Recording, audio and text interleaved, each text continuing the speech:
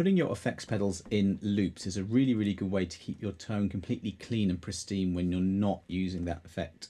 So in this video, I'm going to show you how I set that up.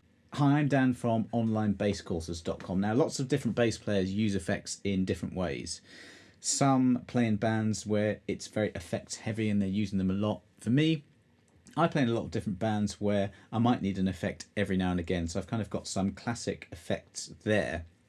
But 90% of the time, I really want the signal of my bass just to go straight to the amp front of house, and that's it. And the problem sometimes with going through lots of different effects is the kind of tone suck effect that you get from that sometimes, especially if you're using vintage pedals. Also, if one happens to go down on a gig, that could be a problem as well.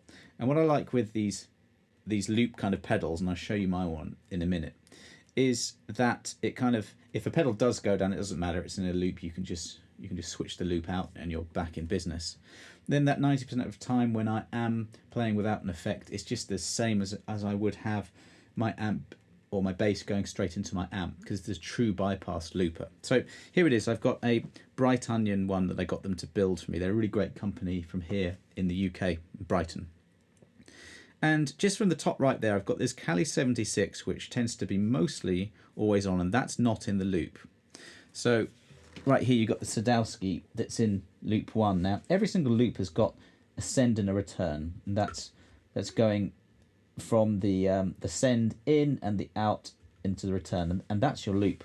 So when I switch this on, that's the Sadowski, it's in, and when I do that, it's out.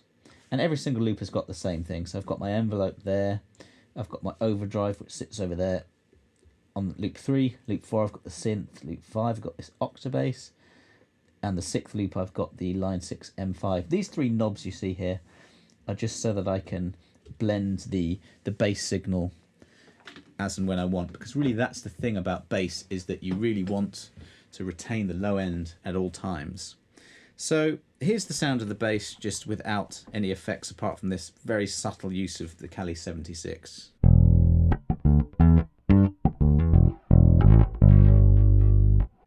If I just engage the pre there, you can see I've got a little bit of boost on the treble and the bass. This is a passive 1975 jazz, so it's especially good for that kind of Marcus Miller tone. He had a Sadowski onboard preamp put in by Roger Sadowski in the 70s, and that was largely responsible for his really famous tone. So this is the bass without.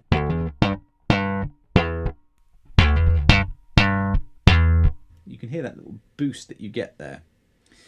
So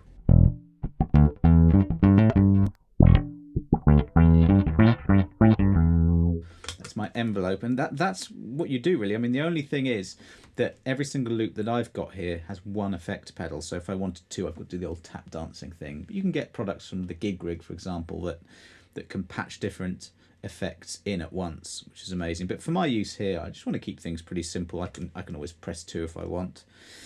Then I've got the overdrive, so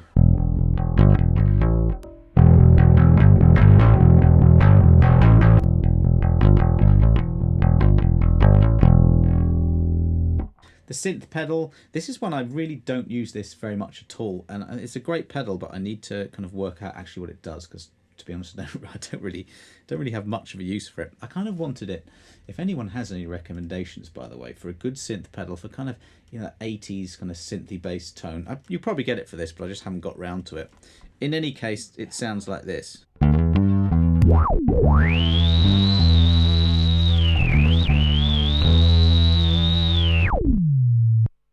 I would get fired from any gig that I use that pedal on, so I actually switch it off there, so just in case I accidentally do switch this, which, you know, that can happen. So then I got my octave, really easy to use, you know.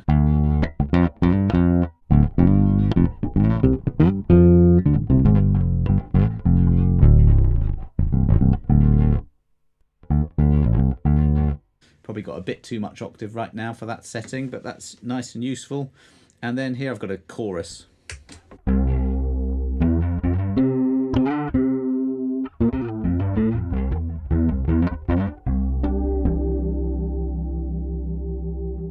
You can get pedals with one loop, you can get them with 2 loops, you can get companies like Bright Onion to make you as many loops as you like, really. You can also chain effects into 1 loop, so there's lots of things you can do. But if you're like me and in the studio live, you really want the normal unaffected tone to be just that, unaffected, no tone suck, these kinds of loop pedals are a really good way to go. I hope you found that useful, and if you did, please like, share and subscribe the video. Any questions, let me know below.